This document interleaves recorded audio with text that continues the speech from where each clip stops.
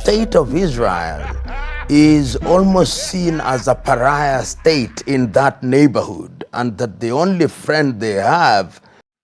Welcome back to Chokestable Media. What is the real reason behind their fight? That is the question on my tongue, on the tongue of so many people that can reason well. Israel, US, the attack of this country on Iran. I want us to come closer, sit attentively and listen to the genesis of all this trouble going around in the Middle East. Many of us have turned ourselves to armchair commentators, armchair journalists, spreading falsehood, spreading what we don't know nothing about, spreading and showing our biases everywhere. When you discuss this matter, it concerns you. Yes, I agree with you, but don't be biased. If you don't know the origin of the problem or the sickness, you wouldn't know how to treat it. You wouldn't know how to, get it out of your body. And that is what I want us to do here. I have experts on this case, the history, the historians that will be able to tell us what really happened in the past. Why are we still having that problem lingering in the future right here? And what will the future of Israel be? What the future of the Middle East, what will it be all around that places? This guy, the former defense minister of Israel, talked some times ago. If you don't know what he said, go on this channel, search out and see what the guy said before he was sacked by Benjamin Netanyahu. So, I'm calling you right here. Take politics aside, take diplomacy aside. Put yourself in the position of all these people fighting this nonsense war, killing people, killing themselves for nothing. Try to see who actually is the aggressor here. If this case brought to you, please.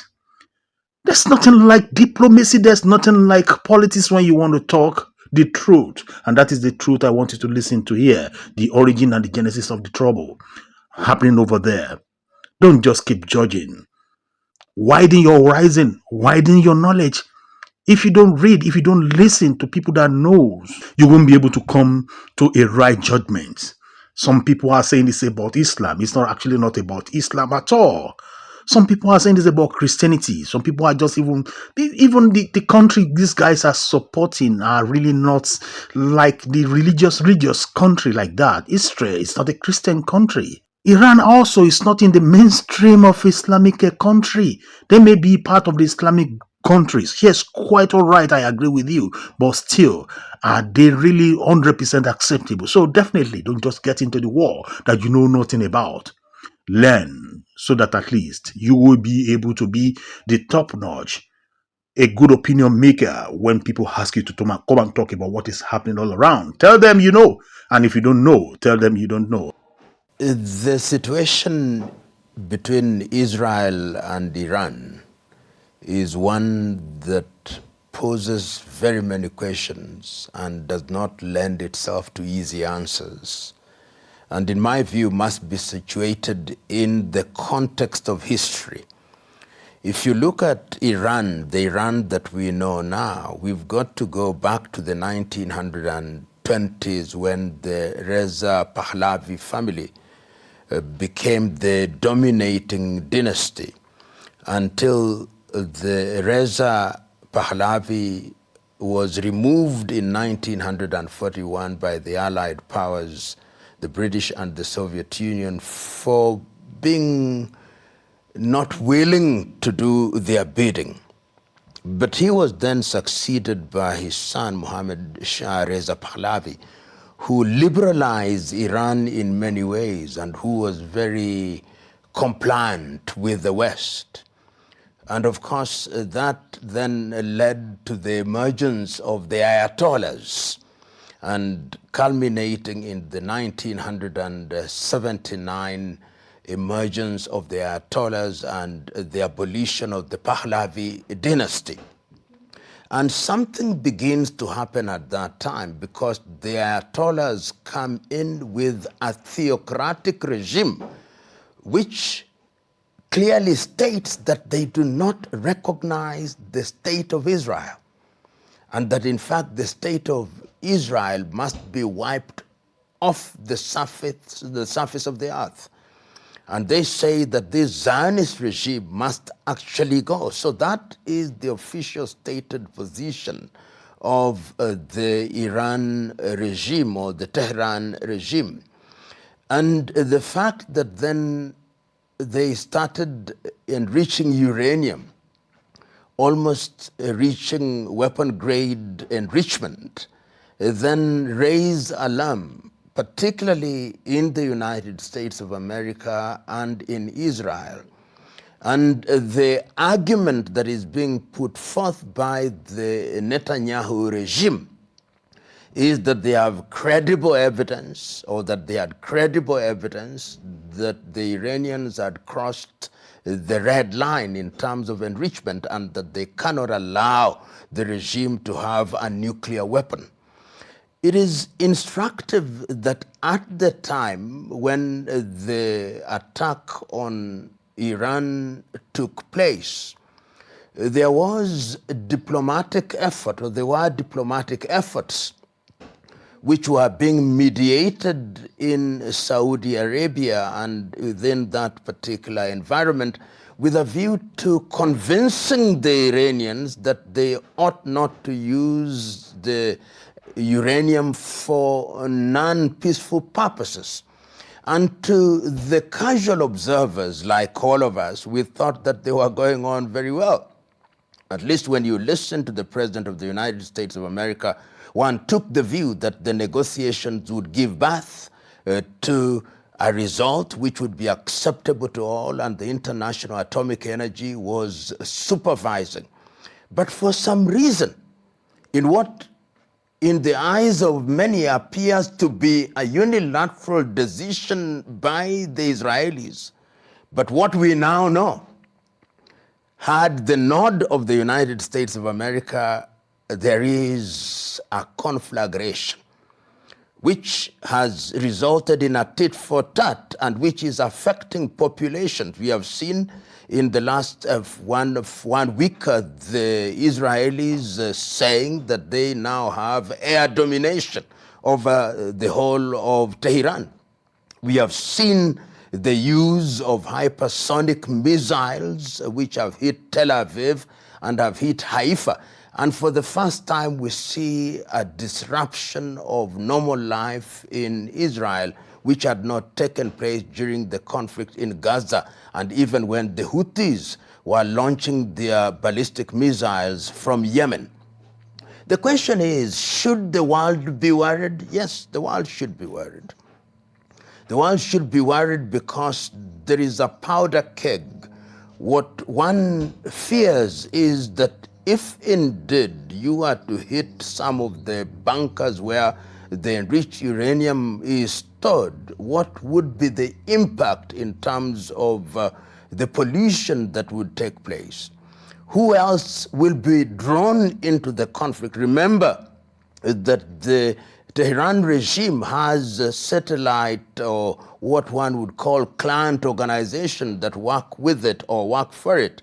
You talk about the Houthis, and that is in Yemen. You talk about the Hezbollah in Syria and in Lebanon. What will they do? And one can also not discount what is being heard in the grapevine, that the North Koreans have said, we are ready to help. The Chinese are also said to be said, we are ready to help, even if it is in a subterranean manner. And the United States of America thus far has not entered into the conflict directly, but we know that their military assets are moving closer and closer to the theater of war. So if those are the early signs of a war that is big, of course I'm one who is slow to use the term world war, but there are those who are already saying that these are the early signs of a third world war. But I would be much more hesitant, because one can see that there are voices in different parts of the world that are calling on Israel and calling on Iran to step back and ask themselves what value is going to be achieved if the conflagration continues in the manner that it is. But as the saying goes, the jury is still out. there is a tit for tat, and there are internal contradictions, both in Israel and in Iran. In Iran, there are segments of the population who are anti the theocratic regime of the Ayatollahs, and they possibly think that this is an opportunity for regime change. Within Israel, there are those who are fatigued that there is little economic activity that is taking place in different parts of Israel. We know that Ben Gurion Airport in Tel Aviv is almost out of commission or is under constant danger. A number of airlines are no longer flying to Tel Aviv. So all these factors conjoined is sending an unequivocal message to the players that diplomacy should be given its pride of place. As to whether that will happen is another debate. But I would want to imagine, as other commentators are saying, that it is critical that the United States of America enters into the arena of diplomacy, because they had initiated these negotiations, that if indeed they did so, then there would be a ceasefire, and that would create an environment where the parties who are actively in the theater of war would reassess their positions going forward. You know, it is a very complex situation. I have had an argument being put forth that the Iranians were going on with enrichment, all the negotiations notwithstanding, that the Iranians were not responding to the ultimatum that was given by the United States of America, and the President of the United States of America has actually said we gave them 60 days, and it's on the 61st day that we saw Israel do what they did. And further, it is also being said that they were engaged in proxy activities through the Houthis and even through Hezbollah. So what changed? I think a number of things changed, but as one must always do, is to look at the history of it. What is the history of it? That there are geopolitical reasons why the United States of America, which until a few years ago has been the hegemon, would want to ensure that it does not lose its foothold in that region, and that they would not allow a regime which they consider to be rogue in Tehran to have a military that has in its arsenal a nuclear device. So I think that when all these things were assessed, the Israelis must have received the green light. You go and test the waters. And it is also possible that the Israelis, when they entered into this arena, did not imagine that the response would be like it is. And right now, it is, as Shakespeare once said, that they have waded so deep into blood that to go forth is as tedious as to go back. And they find themselves between the devil and the deep blue sea in a catch-22 situation. The question is, what do you do? And that is why I think, therefore, that the voice, for example, of the United Nations, for whatever it is worth, because the United Nations now has become such a weak organization whose resolutions are honored in breach, and other players that are interested in this particular situation. So there are many moving parts in this particular situation. And those parts are such as to send danger signs to America and to Israel, and they could wait no more. But we cannot forget that there are other activities that are going on in the world. One cannot forget that there is activity between Russia and Ukraine. One cannot forget that there are activities within the Middle East, as it is called now. One cannot forget that there is a rising power in China, and that all these factors are also making the United States a little bit worried and they do not want a clan state, if one may, of a side that is not their own. And remember, at one time, Benjamin Netanyahu is on record as saying that Israel is the largest warship for the United States of America in the Middle East.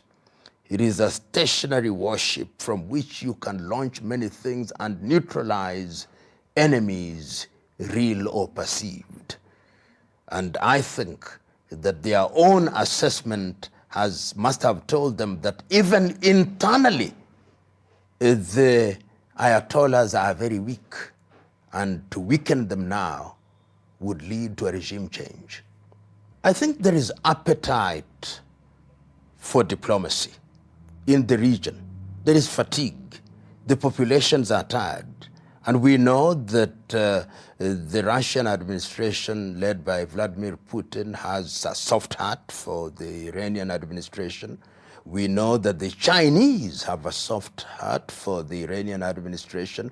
We also are aware that the North Koreans have a soft heart for the Iranian administration. If soft-heartedness is equal to being allies, then they are in that region. But we also know, on the other hand, that the state of Israel is almost seen as a pariah state in that neighborhood, and that the only friend they have, real friend, if you may, is the United States of America. Because even Europe has been sending very clear messages to Europe, particularly the Portuguese have spoken, the Spaniards have spoken, the French not as loudly as they should, the Germans have historical baggages so they can't speak about and against Israel. And they are sending one message: don't fight wars on too many fronts. You are fighting in Gaza, you are fighting the Houthis, you are fighting Hezbollah in Lebanon, you are fighting everybody. You can't do this on too many fronts. Whether those messages, blatant and subtle, are being listened to is a totally different debate. But I think that there is the danger which is being seen by the international community. Already we have seen the impact of this particular conflict on the price of oil. And when you talk about the price of oil, everybody is affected. And we also know that that is a very busy area for shipping. So that in terms of the economic impact, the insurance companies all over Europe are beginning to suffer, and the international value chain and food chain, if you may, is being disrupted. So for all those reasons, you can see that there is appetite to ensure that there is a diplomatic solution. You can see the Saudis are making their voices heard, the Qataris are making their voices heard, and all reasonable commentators are sending one clear message: really, let's not continue with this. It can't be resolved otherwise. The situation in the Middle East, and particularly in the context of what is happening now, is dicey. And it is true that from a military perspective, at the end of this particular exercise, when and if there is a ceasefire, commentators will say, but Israel has won anyway. But it is Pyrrhic victory. The cost of that victory, in my view, will be too high.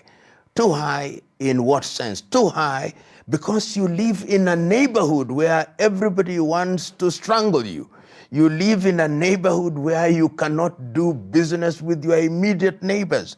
And that is not the kind of neighborhood that one wants. It is already a tough neighborhood, even without the war. But remember now that you have a neighborhood where you are internal population. You have Hamas, whether you have killed all their leaders, children and women and families have been wiped out, and they exist for only one reason: revenge. You now have an extended enemy outside 1,000 kilometers away in Iran. You have enemies in Yemen. You have enemies in Saudi Arabia. So it will be, as I've already indicated, a Pyrrhic victory whose cost is too much. And one would have thought, for example, that this was the period for rapprochement, particularly with the new administration in Syria, which administration was already beginning to say that we are going to normalize our relationship with Israel. One would have thought that that would be the direction that the entire Middle East region would take towards Israel. One would have thought, for example, that in the context of the negotiations between Iran and the United States of America, the Iranian administration would have been persuaded to recognize the state of Israel and to drop this approach where they said that they must wipe Israel off the face of the earth.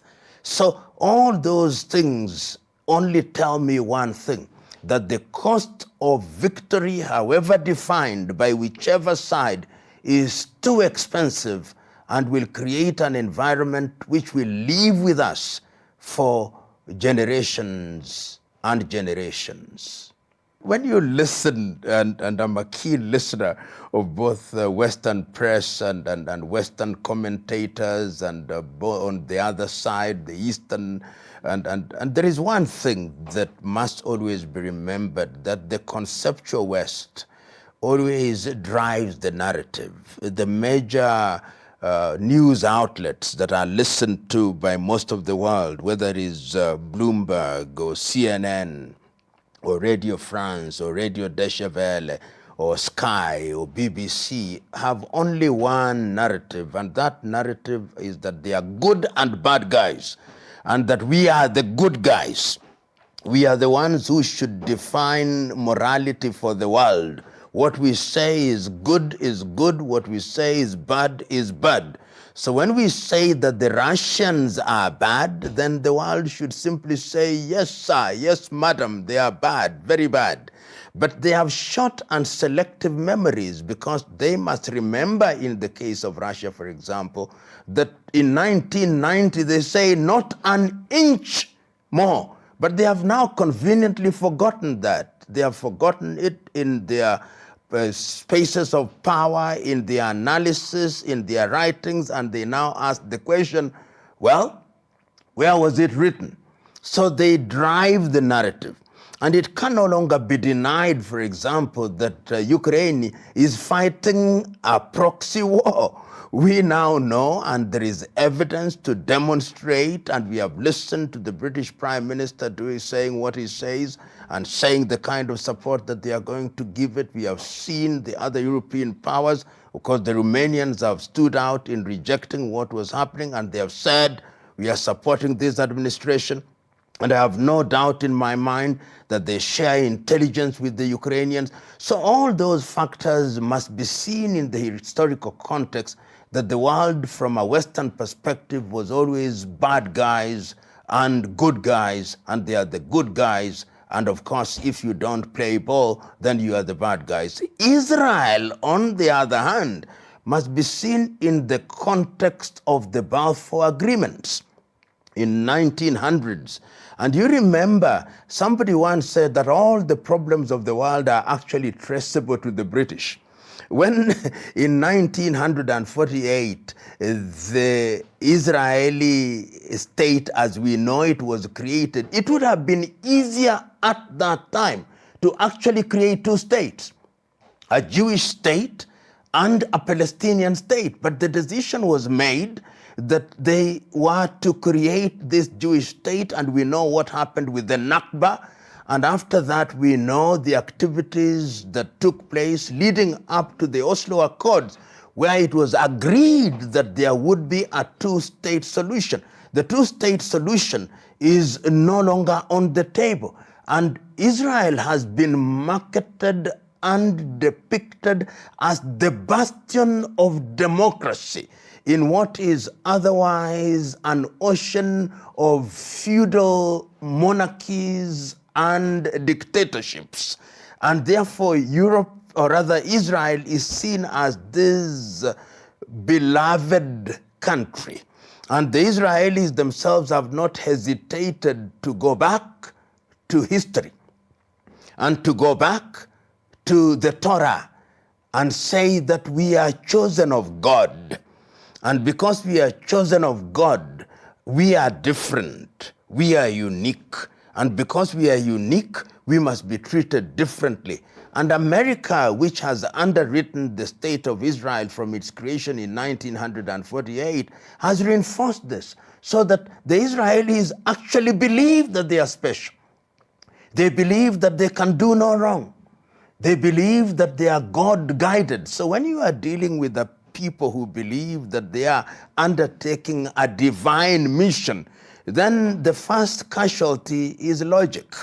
And when logic has been sacrificed at the altar of mysticism, then your journey is very short and your reasoning is also not given any space at all. Your reasoning has the chance of a snowball in hell, and that is where we find ourselves. And lastly, you must also remember that we are dealing with a Western world whose power and influence is diminishing. Like it or not, it may take many years, but the global South is awake, and that global South is saying that the time is now for us to be heard and heard clearly. The demography of the world is changing. Europe is becoming older and older population, and they are scared. They are scared. That is from a Western perspective. If you ask many Africans, many in the African continent, they are casting their lot with Vladimir Putin. They are saying that Putin is simply using the same thing that the Israelis do, because the Israelis gave birth to this concept of preemptive defense. It is exactly the same thing that Putin said. I'm defending our country preemptively, because if I don't, we will be attacked sooner rather than later. So the Israelis attacked Iran on the basis of preemptive defense. So, and Nelson Mandela put it very well at one time when he was confronted with this question. He says, these fellows, when they don't want you under your freedom fighter, they call you a terrorist. And yet, the truth is, all freedom fighters are labeled terrorists, because the Western world long recognized if you want to kill a dog, you give it a bad name, then you proceed to kill it. So from where I sit, there is nothing that is happening that is bad from Russia. The only thing is we must agree. War is a bad thing. It is a bad thing because young men and women die. It is a bad thing because everybody suffers, both those who are wronged and those who have committed the wrong. So nobody really wants war. War is last resort. And if you ask any of these war generals, their preferred position is, let us never get to war. But don't listen too much. Let us not listen too much to Western analysts whose only agenda is defined by one thing. We are good, they are bad. And if we say they are bad, say yeah. And we say they are good, agree with us. That kind of approach has no place in the civilized world. You know, the Israeli conflict with Iran and the fact that there is a deafening silence from the West, and which is actually complicit,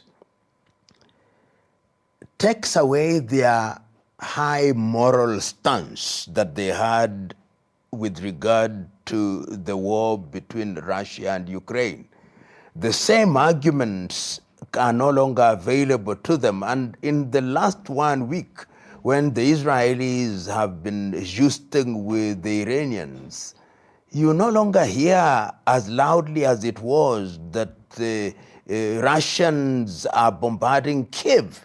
In fact, the conflict between Russia and Ukraine is no longer occupy acres and acres of space in the newspapers as it was 2 weeks ago, because it has taken away the moral argument that the conceptual West had.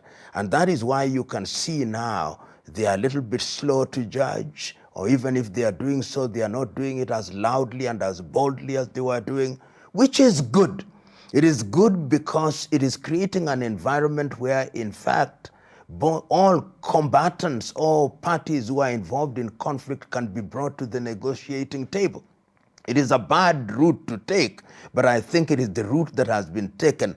And sometimes there is a storm before the lull. I hope and pray that this storm between Iran and Israel is the storm that will create a lull which will lead to peace. Even if it is merely a modus vivendi where people live and let live without permanent peace, it will be good for the world to reassess and to reassess the institutions that were created after the World War II, to look at the UN Charter again, to look at the architecture of the United Nations again. I think for the first time since the World War II, all these institutions are being reassessed. The International Court of Justice, the International Criminal Court, all these are now under scrutiny, because it would appear to me that the 21st century and the conflicts that have arisen require different approaches going forward. We are fighting at a time where fights are not even, there are no men and women in boots on the ground. Drones have taken space. Ballistic missiles. How do you prosecute this war? How do you deal with it in the context of the instruments that we have, which were created after World War II? Many questions, begging many answers, and it will take bold people, bold leadership at the political level to arrive at the desired destination. The question as to what could happen if the Ayatollahs are removed is one that does not lend itself to easy answers. But there are things that tell us how dangerous and how confused it could be. Look at Libya post-Gaddafi. One would have thought that after Gaddafi, then Libya would be El Dorado, the land of gold. We now know and see the confusion. See Iraq after Saddam Hussein. One would have thought that after Saddam, you'd have a regime that responds to the West in the manner that the West wants. See Syria after Assad, and look at the situation. There may be stability in and around Damascus, but what about the rest of Syria? And I dare say that Iran could be a lot more complex, because you have people who are inclined toward the theocratic regime, which is Shia Muslim of their own kind. There are people who are remnants of the Pahlavi dynasty. And all these factors which we thought were dead were possibly in a state of comatose. And if they arise and they are armed, we could see in Iran a civil war. We could see in Iran what we are seeing in Afghanistan.